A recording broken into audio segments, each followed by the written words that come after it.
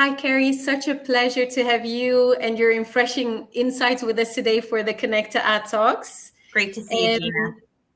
Great. For the majority of the associations in Brazil and Latin America, Carrie, the pandemic has impacted their revenue significantly. I think not even this region in general, right? But here, typically, the events, conferences, educational events have been the largest part of their budgets. So what can you suggest to associations that have lost most of their revenues as live events have been sidelined? Is there any good news that you can share? I think there is some good news. I think one, they're not alone. Here in the U.S., we've seen organizations that similarly have just taken a substantial hit. Right, if the majority of their revenue, as Aaron referred to earlier, really came from live events and membership, and those two pieces of revenue have taken a hit. Those organizations are in a similar place to many of the organizations that are in Brazil. And I think then the other side of that is the place where we've seen organizations really thrive. So organizations that had already invested prior to the pandemic in having strong content resources, strong engagement, and strong distribution channels with their audience, and some of that audience being member audience, and some of that audience just being prospective market audience, they've done really well. And they did really, really well because they already had products in place. And so as marketers were looking for alternatives to an in-person sponsorship or in-person exhibit space, that product and structure was already there to start filling that gap. And so, we've seen places where digital ad revenue with web banners has soared. We have seen places where sponsored content or sponsored thought leadership in the form of webinars with lead generations have done incredibly well.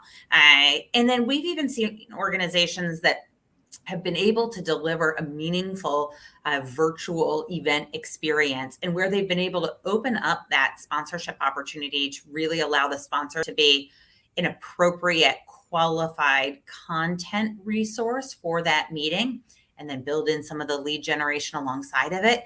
Organizations have done really well there with that type of a virtual experience. So I do think that there are places where there is clearer paths ahead, but it really goes to show the need to have products that are diversified from that live event experience. So you're really speaking about this holistic approach, right? And how do you see the pandemic has changed the sales function? Is it now better suited? You touched on part of that to generate non-dues revenue. Yeah, we see the sales function really going in when I look at other organizations in the US, two different ways. I see organizations that have been able to take their sales team and turn them into, if they were not already, turn them just into incredibly thoughtful talent that is able to really listen to a customer, understand their needs, and build unique solutions that can help them still market and reach an audience. And again, those organizations have done really well because it's no longer about that transactional sale, right? Can I market and can I just get a booth sold or a sponsorship sold? It's really about being able to engage and build a relationship with that customer, listen and deliver for them. And so I've seen that really pay dividends for associations. The alternative to that is we've had a number of organizations that if they don't have a dedicated sales function, any type of business development or revenue development is typically fallen back on senior staff. And the problem with that is that they lose touch with customers over time, because at this point, we're not talking about 6 months of a pandemic, we're talking about 18 months. And oftentimes the customer landscape has changed during that time.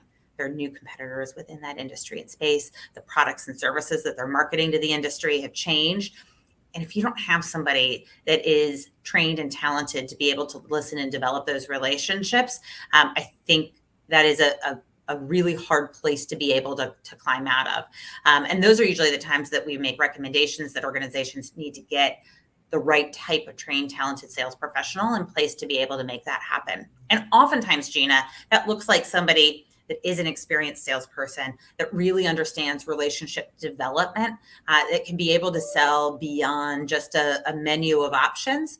And then typically that they are supported well by somebody who is able to do some level of project management, coordination, and fulfillment for them, because the customer experience that we deliver after somebody has bought with us is even more important now in the world that we're competing with and the long-term relationships that we're trying to build. Thank you for that, Carrie. And what about best practices and examples? Any that you can share with us? Absolutely. When I really think about that empathetic sales talent that has the ability to know a customer really well, I think through the places where we had a organization and a client that had their initial event cancel, and we needed to move all of the event related revenue, significant amount of exhibit and sponsorship revenue. And so we worked with those clients and customers to be able to retain as much as possible and move it to the event for the next year. Well, the event for the next year canceled. And again, both the organization and everybody else connected to that event still needed to be able to try to retain some of that revenue. And more importantly, the customers that we were selling to still needed a way to be able to reach that market.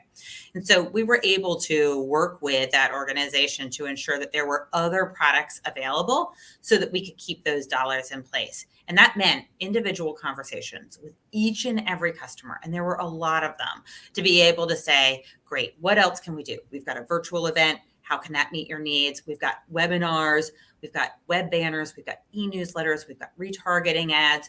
We really looked at the suite of products that were available to be able to find solutions to meet those needs.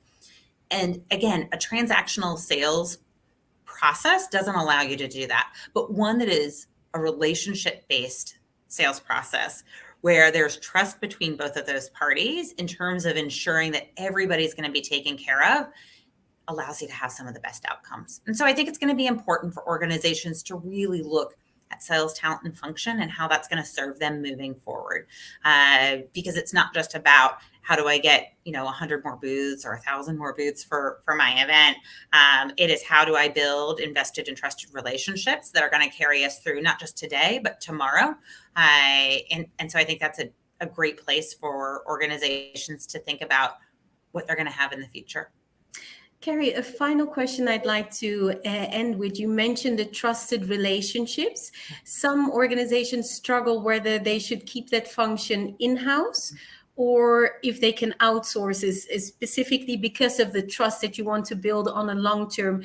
How do you do that with your clients, and why do they choose to outsource and still have that comfort level? I think that's a really great question. And it's one that we come across a lot as we're working with an organization and they're considering an outsourced model.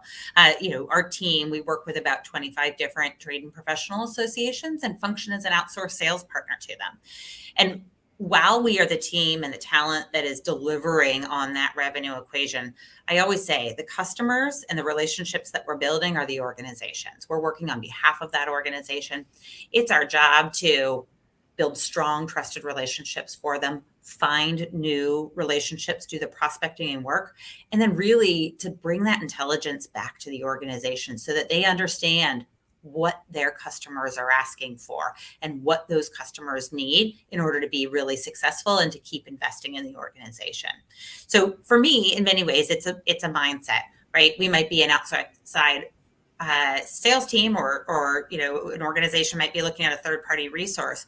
But if the mindset is one that is saying that the customers at the end of the day are the associations, then I think that's the part that you really need. I will footnote that, though, by the way of saying there are a few things that organizations can do if they're considering an outsourced sales partner to make sure that the data, the contacts, and the information really are still retained by the association. And that is just nothing more than a really good business continuity plan for them. Thank you so much, Carrie. It will be great to hear from you and Erin together in the last parts on your recommendations on how to. Thank you. Wonderful. Thanks, Gina.